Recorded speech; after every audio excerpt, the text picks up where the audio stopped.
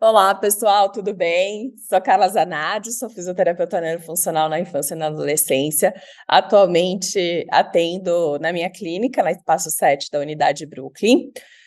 Tenho uma equipe multidisciplinar no meu espaço e fui convidada para falar um pouquinho da minha experiência com autismo, né? Qual é o papel da fisioterapia no tratamento das nossas crianças e adolescentes com diagnóstico de autismo? Então, assim, é claro que não é a ideia a gente falar sobre, né, enfim, sobre o autismo em si, mas sim sobre o papel da fisioterapia, né?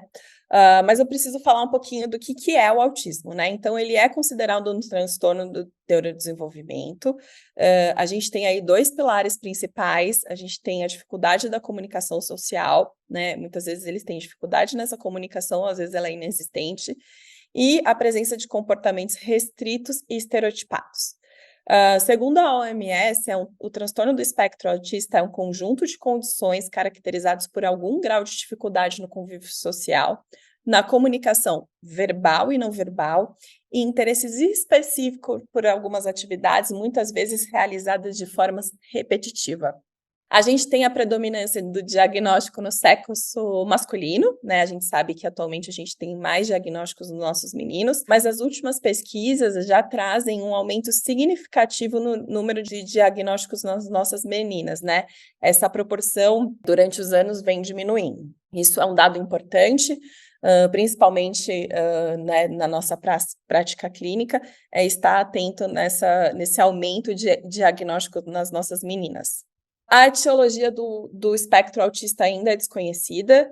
Existem algumas evidências aí trazendo uma origem genética com influência ou não de fatores ambientais. A gente também tem pesquisas trazendo estudos trazendo fatores hereditários envolvidos no diagnóstico de autismo e o trauma ou uso de medicação e drogas durante a gestação. O que a gente percebe muito no nosso ambiente clínico, eu acho que deve ser, alguém já escutou falar ou alguém já pegou um caso desse tipo na clínica, é que muitos pais de autistas foram diagnosticados com autismo depois que os filhos receberam esse primeiro diagnóstico, né? Então, foi um diagnóstico aí na vida adulta, um diagnóstico tardio, o que faz a gente pensar que realmente tem algum fator hereditário envolvido no TEA.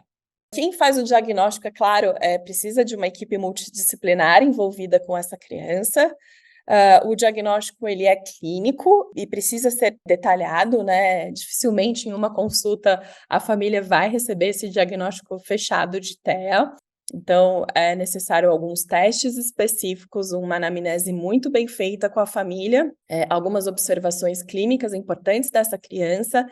E hoje, atualmente, quem pode dar o laudo e o diagnóstico de autismo no Brasil são os médicos, né? Então, o neurologista e o psiquiatra, principalmente, que estão envolvidos nessa equipe multidisciplinar da criança. Para a gente, fisioterapeuta, eu acho que é fundamental conhecer o desenvolvimento típico e suas fases para que a gente consiga entender e avaliar estados patológicos. A nossa aula é sobre TEA, mas isso é um conhecimento fundamental para qualquer tipo de síndrome. Enfim, eu trabalho também com crianças com paralisia cerebral, síndrome de Down, outras síndromes raras. Então, é de extrema importância a gente conhecer o desenvolvimento motor típico, né? Principalmente nos 3 primeiros anos de vida das nossas crianças, né? Entender quais são as habilidades motoras esperadas para cada mês. É a partir desse conhecimento do desenvolvimento motor típico que a gente vai entender se essa criança está ou não atrasada para a idade e entender os motivos pelos quais essa criança está atrasada. Não é o objetivo da aula, eu acho que eu poderia ficar aqui falando muito mais de 1 hora do desenvolvimento motor típico, quais são suas fases, quais são os movimentos esperados, mas eu acho que, assim, fica aí um adendo aí para nós, fisioterapeutas, é algo que a gente precisa ter conhecimento, até para fazer uma avaliação, não só de crianças com TEA, mas de qualquer criança que vá até nós no nosso consultório, enfim, na nossa clínica ou nos ambientes ambulatoriais e hospitalares. A gente tem que lembrar que, né, quando a gente pensa numa criança ou, enfim, num indivíduo com TEA, ele tem uma equipe multidisciplinar que está envolvida no seu tratamento, né? Então, a gente tem tanto a equipe médica, então a gente tem neurologistas, psiquiatras, pediatras, nutrólogos, oftalmo, entre outras especialidades. A gente tem o fisioterapeuta, que somos nós. Daqui a pouco a gente vai entender um pouquinho do nosso papel nessa equipe multidisciplinar. A gente tem o terapeuta ocupacional, fonoaudiólogo, psicólogos e pedagogos, a gente tem o dentista, a gente tem os nutricionistas, a gente tem o educador físico, a gente tem os acompanhantes terapêuticos e a gente também tem a família que está lidando com esse indivíduo, né? E é fundamental que todos estejam alinhados e principalmente com objetivos alinhados para essa criança, enfim, ou para esse indivíduo. A minha experiência, vocês vão ver que eu vou falar muito criança, porque é a minha grande população, né, é quem eu estou acostumada a atender, é meu público na minha clínica, mas pensando em indivíduo, a gente precisa entender o papel de cada profissional nessa equipe multidisciplinar. E qual é o papel do fisioterapeuta nessa equipe multidisciplinar, né? Afinal, eu vim falar disso, né? Da minha experiência como fisioterapeuta nos atendimentos de indivíduos com TEA. A gente sabe que o indivíduo, quando ele recebe um diagnóstico de TEA, a gente tem muitas disfunções motoras, né? E é aqui que o fisioterapeuta vai atuar principalmente, não só aqui, a gente tem outras coisas aí que a gente precisa trabalhar em conjunto com a equipe multidisciplinar, que eu já falei, mas a gente tem algumas coisas que a gente precisa levar muito em consideração. A gente sabe que os nossos pacientes, eles têm uma hipotonia, muitas vezes moderada e severa. Os estudos trazem que 50% dos casos possuem uma hipotonia moderada. Eu confesso que na clínica eu acredito que mais de 90% dos meus pacientes com diagnóstico de transtorno do espectro autista tenham sim uma hipotonia. Eles têm dificuldades em manter posturas e essa dificuldade ela se manifesta logo nos primeiros meses de vida, né? Então, muitas vezes a criança não consegue ter interação com o ambiente, com os brinquedos, enfim, ou algumas posturas que a gente espera. Então, quando a gente pensa no bebê em ficar em esfinge, por exemplo, ou começar os pivoteios, porque ele tem uma dificuldade de manter-se na postura, né? Então, desde muito cedo, a gente consegue observar essa dificuldade nos pacientes com autismo. Os estudos também mostram que os principais achados em bebês que recebem o diagnóstico de autismo justamente são essas disfunções motoras, né? Por isso que eu falei que é tão importante a gente saber o que esperar das funções motoras típicas. Eles têm dificuldade em manter o equilíbrio, muita dificuldade, uma dificuldade espacial, um planejamento motor extremamente pobre e ineficaz, muitas vezes. E um dos principais cases que vem para fisioterapia e para terapia ocupacional é o pé equino, né? Então, muitos dos nossos pacientes com TEA, eles andam na ponta dos pés. E aí existem diversas causas, né? Existe uma causa sensorial importante, que aí uma terapeuta ocupacional deveria estar aqui comigo para a gente falar. Mas assim, a gente precisa entender também o que isso pode causar no futuro, qual é o impacto disso né, nas nossas articulações, no nosso sistema musculoesquelético. Então, o fisioterapeuta tem um grande case aí com os pés equinos, né, com o andar na ponta dos pés. Eu acho que é fundamental para um tratamento de sucesso, para que a gente tenha ganhos significativos no tratamento de indivíduos com TEA, uma boa avaliação da fisioterapia neurofuncional. Eu costumo muito falar da história de uso, é um termo que eu uso muito nas minhas aulas, não só para autismo, mas para qualquer criança. Eu sempre costumo falar que o nosso corpo, ele conta uma história. Então, saber avaliar, saber observar esse corpo em diferentes contextos, em diferentes situações, em diferentes atividades, ele vai te contar uma história, ele vai te contar as adaptações que essa criança está fazendo durante a vida dela, durante o desenvolvimento motor dela. Então, assim, por que ele está andando na ponta do pé? Por que ele tem uma rotação de quadril? Por que ele tem uma hiperlordose, uma fraqueza abdominal, né? Então, tudo isso são adaptações que, na verdade, são má adaptações que a gente fala, que o indivíduo faz para tentar fazer as atividades de uma maneira mais funcional para ele. Então, eu sempre costumo falar para os meus alunos e falar para a minha equipe que a gente tem que ter muita atenção para a história de uso. O que esse corpo está me contando? Quais são as adaptações que esse meu indivíduo que está ali, né, essa minha criança que está ali para minha avaliação, o que esse corpinho está me contando? Eu acho que esse é um grande sucesso na avaliação, até para depois a gente estabelecer objetivos. Primeiro, a gente faz uma anamnese com a família, essa anamnese é fundamental. Quando né, na minha equipe, na minha clínica, normalmente eu costumo fazer essa anamnese com o pai sem a criança. Eu quero entender quais são as demandas que essa família está me trazendo, e qual vai ser o meu papel em ajudar, colaborar com essa família. Então, normalmente eu faço essa anamnese sem a criança, né? É o primeiro contato com o pai. Depois eu começo eu marco um dia para começar as minhas observações clínicas, que é quando eu vou começar a observar a história de uso desse paciente. Tento propor diversas atividades para ver, né, esse planejamento motor, essa noção espacial, essa força muscular. Os nossos pacientes com TEA, eles têm muita fraqueza muscular, então eu tento deixar um pouco esse paciente explorar o meu ambiente. Direciono com alguns brinquedos ou com algumas propostas, quando sinto necessidade, mas eu quero entender como ele funciona em diferentes contextos. Na anamnese também eu costumo colher informações não só dessa criança em casa, mas como que ela é na escola, como que ela é no parquinho, ela costuma frequentar parquinho, ela vai em outros ambientes, ela cai, ela consegue subir escada ou não consegue, o que essa criança gosta de fazer, quais são as frustrações que ela tem, pensando em questões não só motoras, né? Mas eu tento colher o máximo de informação e depois eu consigo colher o máximo de informação dessa história de uso nas minhas observações clínicas, né, nessa avaliação.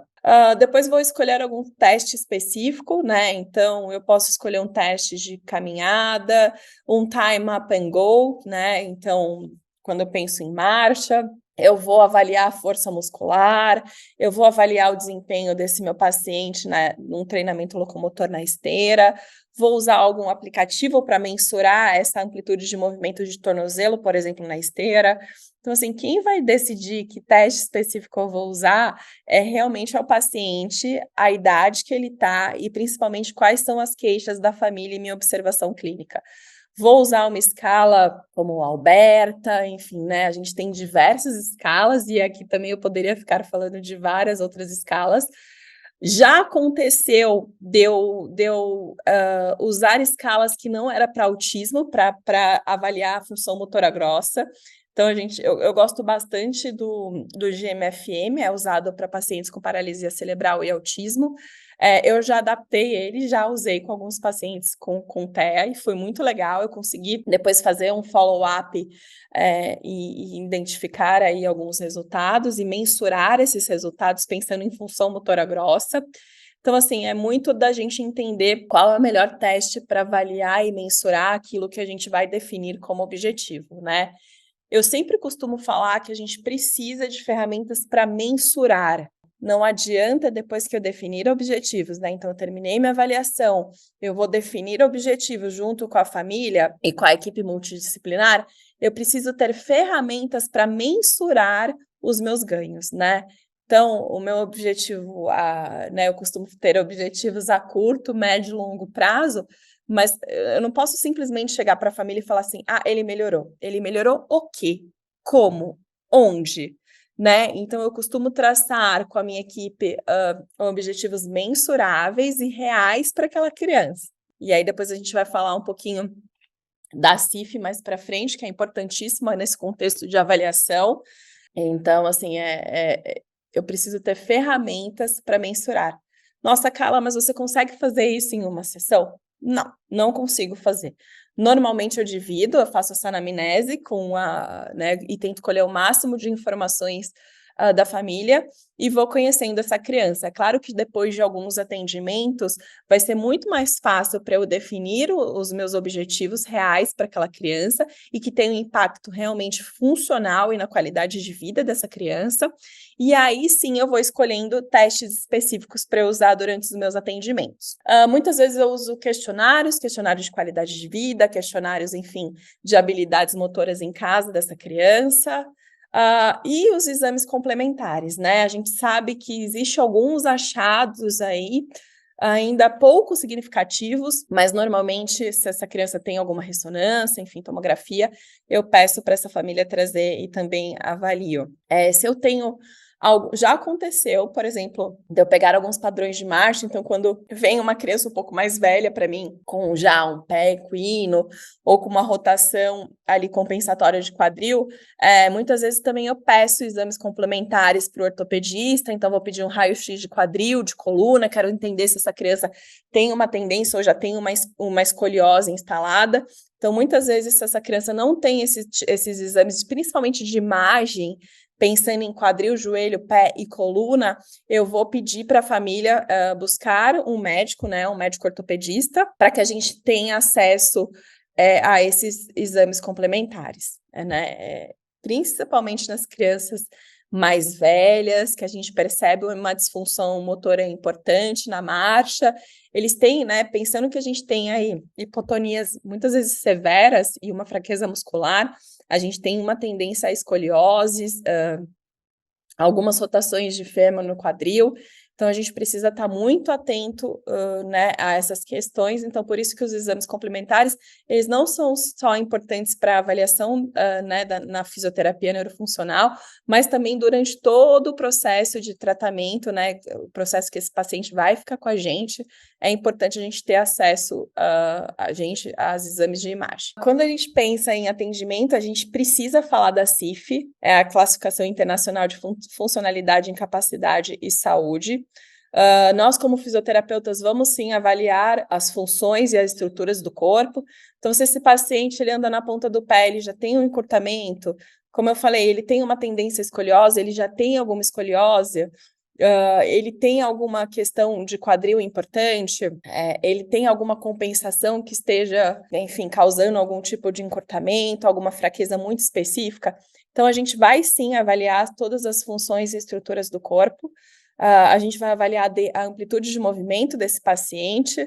É claro que quando a gente pensa em paciente com autismo, né, dependendo do grau de autismo, do grau de suporte que esse paciente precisa, vai ser muito difícil a gente pegar um goniômetro e avaliar a amplitude de movimento de tornozelo, por exemplo. Mas a gente tem algumas ferramentas que nos auxiliam nessa avaliação mais específicas, né?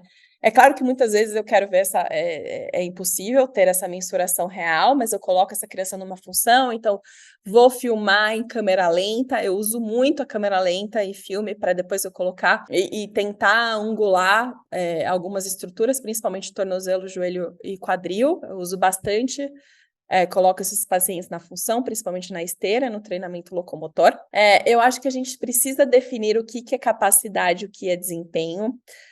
Parece coisas similares, mas elas não são. Eu vou falar um pouquinho mais disso mais para frente, principalmente quando a gente determina objetivos, qual a diferença da capacidade e do desempenho. E, principalmente, eu acho que é fundamental a gente identificar quais as barreiras e os facilitadores em diferentes ambientes e contexto. Então, por exemplo, se eu tenho um paciente que tem uma hipotonia severa, como que esse paciente tem explorado o parquinho da escola? Ele consegue participar com os amigos? Ele faz algum esporte? Ele está se frustrando? Se ele está se frustrando, por que ele está se frustrando? Será que, por exemplo, numa escalada, essa escalada não está adequada para ele? Será que na casa dele existem muitas barreiras que dificultam a marcha dele? Então, é importantíssimo, tanto nessa anamnese, a gente entender quem são as barreiras e quem são os facilitadores, o que contribui para que esse paciente tenha um desempenho melhor na sua atividade. Então, vamos falar um pouquinho do que é capacidade, do que é desempenho. Parece duas coisas parecidas, né? Se eu tenho capacidade, eu tenho desempenho? Não necessariamente. Eu vou dar um exemplo muito, eu acho que assim, bem ilustrativo da diferença de capacidade de desempenho.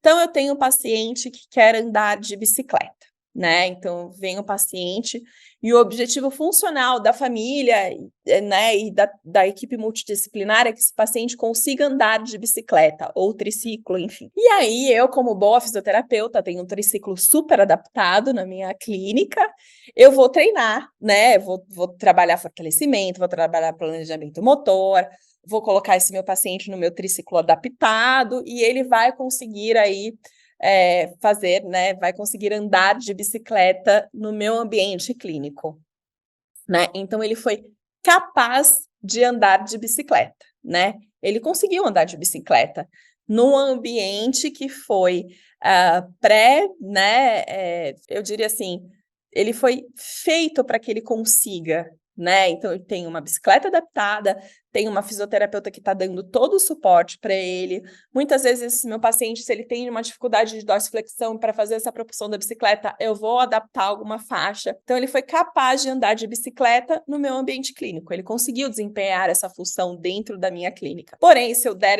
uma bicicleta para o meu paciente, para que ele ande no parque com os amigos ou com a família, ele consegue? Ele consegue desempenhar a função que ele conseguiu na minha clínica? Isso é desempenho. Então, o desempenho é essa mesma função que esse meu paciente conseguiu no meu ambiente clínico, que ele consiga realizar em diferentes contextos, em diferentes ambientes. Então, se ele é capaz na minha clínica de andar de bicicleta, ele precisa ter o desempenho de andar de bicicleta em diferentes contextos. Andar de bicicleta com o primo em casa, andar de bicicleta na rua com os irmãos, andar de bicicleta no parque com a família. Então, isso é desempenho. Eu acho que muitos fisioterapeutas cometem esse erro, né? Então, a gente trabalha as capacidades funcionais para que essas crianças consigam fazer no nosso ambiente clínico determinadas atividades e funções, mas a gente esquece que a gente precisa generalizar esse aprendizado para diferentes contextos. Essa criança ela precisa ter desempenho nas suas atividades em diferentes contextos. Então, se eu quero que o meu paciente jogue futebol, ele precisa jogar futebol na escola dele, não só jogar futebol comigo na clínica ou com outro amiguinho da clínica. Ele precisa, né, ter desempenho na aula de educação física, por exemplo. Então, cabe a nós identificar como vai ser a melhora desse, né, e aquisição desse desempenho em diferentes atividades. Isso vai determinar também qual é o nosso objetivo. Isso, claro, né, a família e a equipe multidisciplinar deve estar envolvida, né? O meu objetivo tem que ser um objetivo que seja relevante não só para a criança, mas como a família, cuidador. Então, tem que ser relevante, né? Tem que ser algo que a gente engaja a criança e todos os profissionais e cuidadores que estão envolvidos com essa criança, mas principalmente que a gente pense que ele seja capaz de desempenhar essa atividade em diferentes contextos da vida dele. Né? Como funcionam os atendimentos da fisioterapia neurofuncional, né? O atendimento ele pode ser individual, então na minha clínica eu posso atender né, ter uma sessão de fisioterapia neurofuncional só eu e o meu paciente, é claro, e muitas vezes depois ele sai do meu atendimento e já vai para fono, ou para TO, ou para psico, ou a gente pode ter um atendimento interdisciplinar, que particularmente eu tenho muito sucesso quando eu penso em pacientes com diagnóstico de TEA. O que é um atendimento interdisciplinar? É quando 2 ou mais profissionais atuam na mesma sessão. Então, muitas vezes eu divido o meu atendimento com psico, com fono, com terapeuta ocupacional, com musicoterapeuta, né? Se na minha avaliação e no meu dia a dia eu for identificando que essa criança tem potencial de né, que existe benefícios aí para o atendimento interdisciplinar, esse atendimento é oferecido, claro, às famílias, e aí, dentro do contexto, né, pensando que a gente está né, com objetivos muito bem estabelecidos do desempenho dessa criança, esses profissionais vão atuar juntos, é claro, com que um objetivo muito bem definido. A gente tem o treinamento locomotor, eu particularmente trabalho muito com treinamento locomotor e muitas vezes com intensivos de treinamento locomotor para essas nossas crianças. A gente sabe que eles têm uma dificuldade de planejamento, eles têm uma hipotonia, uma fraqueza importante não só de eixo de tronco, mas como de membros inferiores. Eu gosto bastante de usar a esteira, nesse treinamento locomotor, e depois eu vou generalizar esse treino de marcha para diferentes contextos, né? Então, eu começo esse treinamento locomotor na esteira, por quê? Porque eu consigo definir e trabalhar cadência, comprimento de passo, eu consigo que essa criança se mantenha na mesma velocidade, e eu consigo fazer algumas análises que eu só vou conseguir na esteira. O que eu percebo, né, no meu dia a dia é que essas crianças têm muita dificuldade pensando em resistência, né? São crianças que quando eu proponho uma atividade que exige um pouco mais da parte cardiorrespiratória, elas têm muita dificuldade, não só a dificuldade de permanecer na esteira por uma intolerância, por uma questão comportamental, é claro que isso também existe, mas no meu público TEA eu percebo também uma dificuldade na resistência de se manter em uma atividade sustentada. Então, eu coloco alguns objetivos aí, então a gente aumentar o tempo, aumentar a velocidade. A gente tem vários benefícios, né, desse treino cardiorrespiratório. Então, né, a gente quer que essas crianças sejam capazes de fazer uma educação física sem cansar, que elas sejam inseridas em esporte. Eu vou falar um pouquinho disso né, mais para frente. A gente tem os intensivos de reabilitação neurofuncional, e aí né, a gente tem várias técnicas, a gente tem o TheraSult, o PediaSult, a gente tem intensivos de gesso seriado, por exemplo, para quando a gente pensa em marcha na ponta do pé. A gente tem intensivos de TDCS, que é, né, a estimulação transcraniana por corrente contínua. Então, a gente tem vários tipos de intensivos, de programa de terapia intensiva, não só para pacientes com TEA, mas né, para diversos tipos de pacientes. Eu gosto bastante, a gente trabalha muito com intensivo de reabilitação neurofuncional, mas eu acho que o segredo, né, é ele ser muito bem indicado, né? É a gente entender quando esse programa de intensivo de reabilitação neurofuncional vai ser inserido na vida dessa criança. Porque, além de ser um desgaste físico, né, os nossos intensivos na clínica são feitos de 60 a 80 horas durante 4 semanas, mas também é um investimento financeiro, um investimento emocional dessa família. Então, eu sempre costumo falar que a gente tem cases de sucesso. Eu particularmente adoro trabalhar com intensivo, principalmente com crianças que fazem acompanhamento semanal na nossa clínica. Eu acho que o grande segredo também é você entender qual é o objetivo desse intensivo. Então, assim, o que eu posso ganhar nessas 4 semanas? Eu sempre costumo dar um exemplo para meus alunos, assim, eu nunca joguei tênis e meu amigo também não. Então, temos 2 pessoas que nunca jogaram tênis.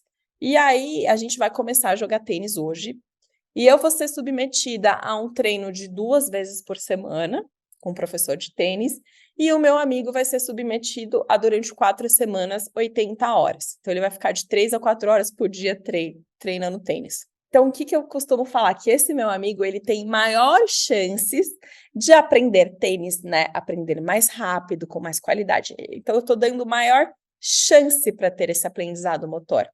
Então, é a mesma coisa com a nossa criança.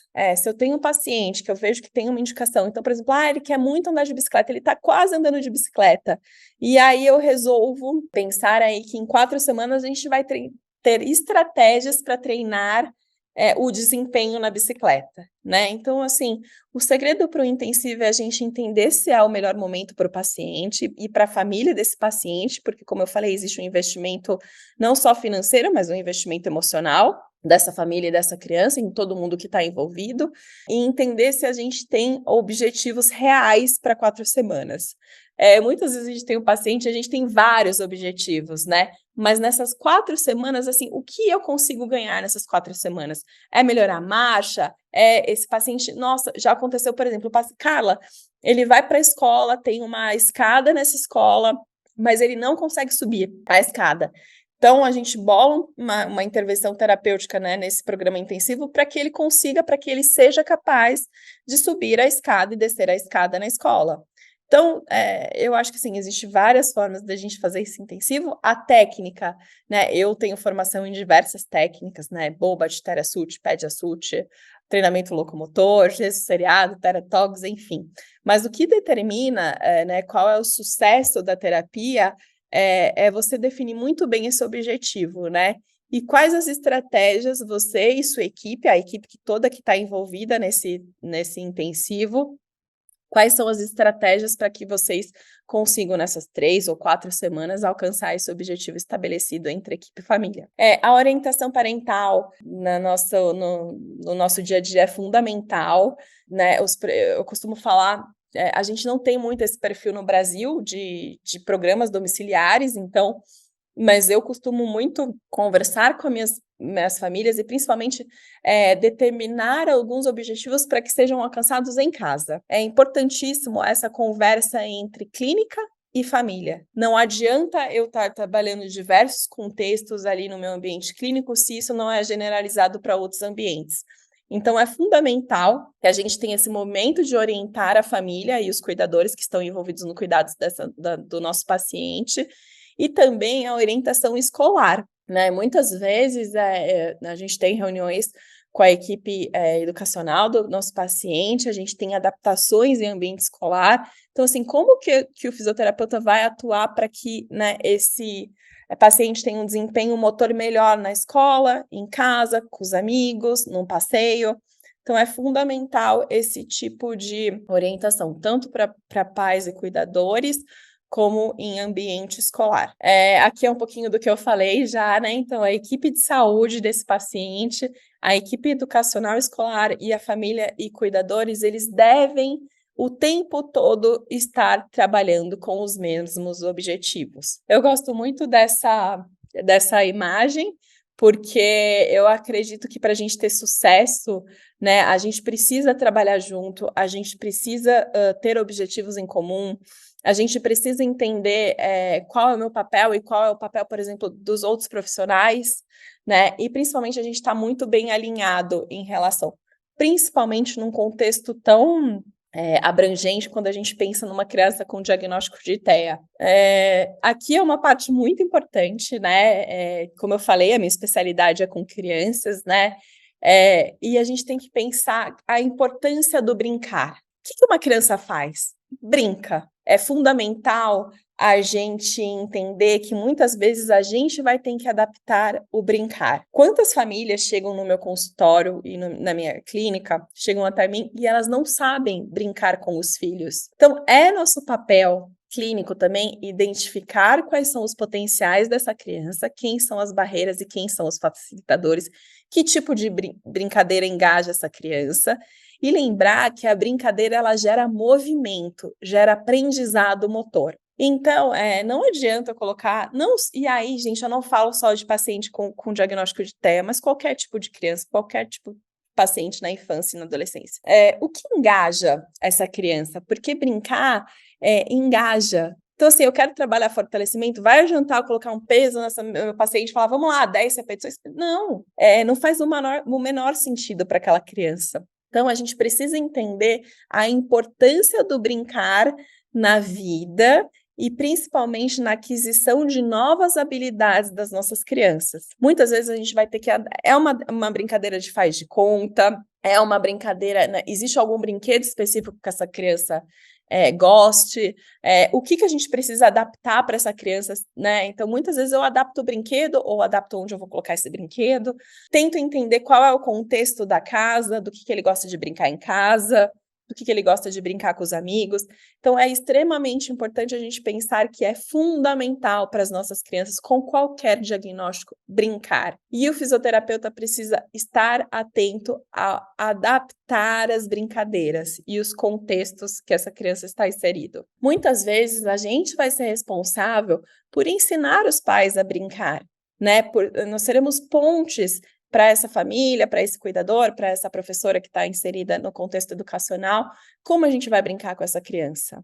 Lembrando que brincar gera movimento, gera aprendizado. Aqui eu tenho 2 fotos, né, do mesmo paciente, né, eu trabalhando treinamento locomotor com ele, e aqui eu costumo, ou eu coloco carrinhos, ou a gente brinca de imitação, enfim. Normalmente os pacientes com TEA adoram trabalhar na esteira, eu não tenho muita dificuldade. Aqui é uma outra brincadeira que a gente estava fazendo de animais de encaixe associado à plataforma vibratória, né, para a gente dar um pouquinho mais de informação proprioceptiva para essa criança.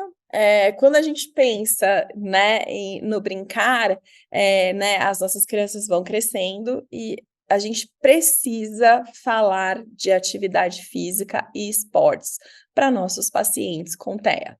Que o esporte promove na nossa vida, né? Quando a gente pensa na nossa infância, quando eu penso na minha infância, eu fui inserida no mundo do esporte muito cedo, né? Eu entrei na natação com 1 ano e meio de idade e experimentei outros esportes, né?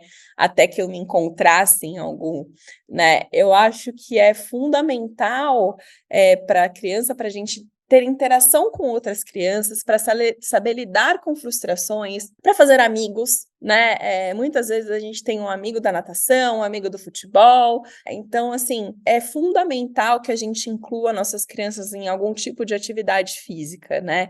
E aí é a equipe multidisciplinar que está envolvida com esse paciente e nós, fisioterapeutas, fazemos parte, né, desse contexto de esporte, né? Lembrar que esporte melhora muito a interação, então esse paciente ele vai precisar de um AT para ser inserido em algum esporte. Existe algum esporte que ele gosta? Vai precisar ser adaptado? Eu acho que é fundamental a gente pensar nesses contextos, né, para melhora da qualidade de vida. Além de tudo, a gente tem uma melhora da capacidade cardiorrespiratória, isso é fundamental. Eu percebo que é até algo que eu tenho estudado na minha clínica, né, essa melhora da capacidade cardiorrespiratória quando a gente submete a esses pacientes a exercícios com maiores intensidades, né, e aí a gente pode pensar em vários esportes. A gente tem melhora do planejamento motor, a gente cria vínculo e amizades, né, isso é fundamental, a gente sabe que nossos pacientes têm uma dificuldade de interação, e lembrar que a gente precisa adaptar. Esporte adaptado não é só para cadeirante, esporte adaptado também são para as nossas crianças com disfunções cognitivas, né, com deficiências intelectuais, para os nossos pacientes com comportamentos relacionados não só à TEA, mas outros diagnósticos. Então, a gente tem que adaptar para brincar. Infelizmente, a gente fala pouco de esporte no Brasil, não é a cultura do nosso país, não é cultura, né, para as nossas crianças típicas. Imagine quando a gente pensa em crianças com diagnóstico de TEA. Eu vou falar um pouquinho dos programas intensivos, né, são bem famosos aí nessa população. A gente tem muitos, né? Eu citei alguns que eu tenho experiência, então a gente tem os protocolos de TeraSUT e PediaSUT. A gente tem o gesso seriado, eu tenho formação de gesso seriado, eu fiz toda a minha formação nos Estados Unidos. Como funciona o protocolo de gesso seriado para paciente com TEA? Se eu tenho ponta de pé, né, que eu já tenho uma deformidade, mas essa deformidade é dinâmica, a gente pode utilizar dessa ferramenta para melhorar a amplitude de movimento desses pacientes. Como funciona, né? A gente faz uma atadura gessada, apesar de não ser um procedimento invasivo, é um procedimento que precisa de um profissional capacitado na técnica.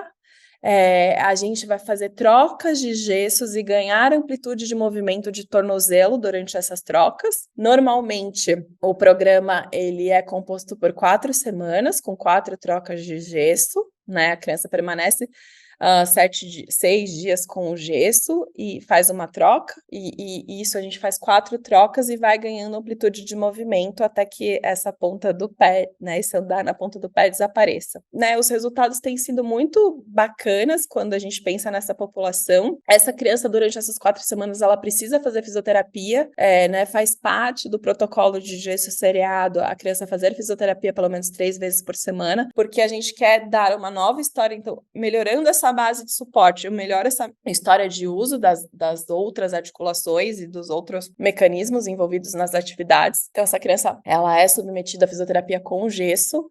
Eu, particularmente, gosto bastante. Também poderia dar uma outra aula aí sobre gesso seriado e quais as implicações. A grande dificuldade no autismo é o comportamento, né? A gente precisa, muitas vezes, que a criança colabore durante o engessamento. Apesar de não ter dor, é um procedimento que demora em média 1 hora, ele é feito por 2 profissionais. Eu já tive muitos cases de sucesso, normalmente os pacientes aceitam super bem, e mesmo com algumas questões sensoriais, o que parece é que, né, quando a gente melhora essa base de suporte, a gente dá um conforto para esses pacientes. E os resultados têm sido bem significativos. Lembrando que quando a gente pensa em TheraSult e PediaSult, uma coisa que eu não falei para vocês é que não existe evidência científica falando que esses dois métodos tenham benefícios para esse tipo de população. É claro que a gente sabe que existe pouquíssimos estudos na área, né?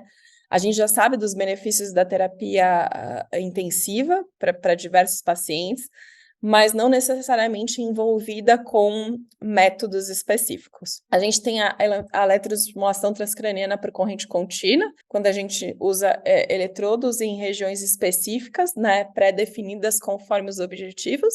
Então, a gente tem na nossa clínica diversas aplicações para diversos objetivos. A gente pode ter, sim, melhora do planejamento motor, a gente tem protocolos para melhora da comunicação verbal, então a gente tem aí protocolos específicos para a população do TEA. Já tem alguns estudos trazendo muitos benefícios para esse tipo de técnica, para esse tipo de população. E a gente tem alguns intensivos feitos pela terapia ocupacional, né, de integração sensorial. Eu vou falar um pouquinho da marcha da ponta do pé, né, eu acho que é uma aula para a gente falar quais são as principais atuações do fisioterapeuta no TEA. A gente sabe que uma das grandes queixas aí, né, é a marcha da ponta do pé. A gente sabe que existe uma busca sensorial importante nessa população, então muitas vezes eles ficam no pé por uma questão sensorial. Só que a gente precisa entender se, primeiro, esse é o único motivo para essa criança estar na ponta do pé. Então, é uma avaliação muito bem feita da terapia ocupacional com a fisioterapia em conjunto, né?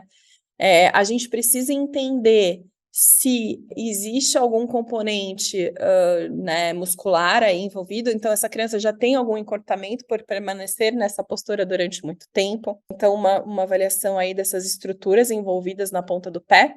O que a gente usa, né? O que a gente tem aí de ferramentas para trabalhar a ponta do pé? Então, a gente precisa de fisioterapia e terapia ocupacional atuando juntos. A gente pode usar a eletroestimulação. Pacientes que aceitam a eletroestimulação, ele é bem bacana, né, nesses casos. Lembrar, gente, de sempre avaliar que tipo de calçado esse meu paciente tem usado. Parece simples, mas não é. Muitas vezes na minha clínica eu vou fazer uma avaliação e os pacientes vêm com calçados extremamente inadequados, né? Sem nenhum tipo de suporte para essas estruturas. A gente tem que lembrar que eles são hipotônicos e aí eles têm uma tendência, né? Enfim, a marcha aí tem algumas questões aí relacionadas também a essa hipotonia na marcha. Então, um calçado, ele precisa ser muito bem indicado, é o meu papel identificar, né, fazer uma análise de marcha muito bem detalhada e principalmente avaliar que tipo de calçado ele está usando nos diferentes contextos, para entender e para indicar, né, dar orientação para essa família para qual calçado vai ser melhor. Isso é muito individual, claro, né, eu poderia colocar alguns que eu gosto mais, mas eu acho que é uma questão muito individual. A gente tem o gesso seriado, como eu falei, né? Eu gosto bastante, trabalho bastante com os ortopedistas, com o gesso seriado. Se o comportamento dessa criança permite, né? Tanto o comportamento quanto a parte sensorial, tátil dela, permite a colocação de gesso seriado, a gente tem tido bons resultados na amplitude de movimento de tornozelo e pé, melhorando a marcha equina, e muitas vezes ela desaparece, né? Essa criança tem ganhos aí significativos. O uso de AFOS, né, os últimos artigos mostraram que pode sim ter benefício para a população do TEA, quando a gente pensa em marcha na ponta do pé, principalmente prevenindo alguns encurtamentos importantes e melhorando também essa base de suporte. O Botox, ele não tem efeito nessa marcha da ponta do pé, até porque a gente sabe que os nossos pacientes não têm hipertonia, né? Não tem espacidade. A marcha na ponta do pé no autismo, ela tem outras causas que não a espacidade. Por isso que o Botox, ele não é utilizado nesses casos. É claro que muitas vezes a gente tem o TEA associado com outros CIDs, então eu tenho pacientes com paralisia cerebral e TEA, e aí sim eu posso ter um uso do Botox, mas aí o mecanismo de pé equino é totalmente diferente, é causado por uma espacidade, ou algumas síndromes também que cursam, né, com o transtorno do espectro autista, mas também pode ter presença de espacidade. Aí sim o Botox pode ser utilizado aí pela parte médica. E muitas vezes a gente tem deformidades que a gente, né, já estão instaladas aí, e a gente vai precisar de uma cirurgia ortopédica, né? Uma cirurgia ortopédica vai ser necessária, e aqui a gente tem que estar muito em sintonia com a equipe médica, justamente para pensar nesse pré-operatório, nesse pós-operatório. A gente sabe que o sucesso da cirurgia ortopédica, ela também depende de um bom pós-operatório. Então, primeiro, eu acho que assim, a gente entender quando a gente não tem mais o que fazer e quando realmente só uma cirurgia, se eu tenho um encurtamento importante, esse paciente precisa ou não de cirurgia, então tem que ser muito bem indicado pela parte médica, né? E aí a importância de uma equipe multidisciplinar estar, né, muito bem alinhada. E aqui o fisioterapeuta vai atuar muito no pré-operatório e no pós-operatório desse paciente. É muito comum pacientes que passam por cirurgia de alongamento de tendão para a ponta do pé, e depois de um tempo eles voltam com essa ponta do pé. Então, assim, a gente vai precisar de uso de uma órtese. Essa órtese vai ser fixa, vai ser articulada, então o fisioterapeuta tem que estar atento a todos esses componentes e essas variáveis. Não é fácil tratar marcha de pé marcha na ponta do pé, no TEA, mas a gente tem algumas estratégias aí a nosso favor, né, que a gente pode usar quando muito bem avaliado. Eu acho que era isso que eu tinha para falar para vocês, eu queria agradecer. Eu acho que deu para ter um panorama aí, né, aonde a fisioterapia pode atuar. Até eu tenho pouco tempo para falar, claro que dá para a gente entrar muito em cada assunto, tem muitos assuntos aí, principalmente base de suporte, gesso seriado, tratamento intensivo. Esse é meu e-mail e minha rede social, eu acho que se ficou alguma dúvida, se vocês querem me procurar, enfim, para saber mais alguma coisa, podem ficar à vontade, eu vou ter o maior prazer em receber vocês no meu espaço também, para alguma visita, e também fico à disposição para tirar alguma dúvida aí que tenha ficado, ou aprofundar um pouquinho nesses temas que a gente falou.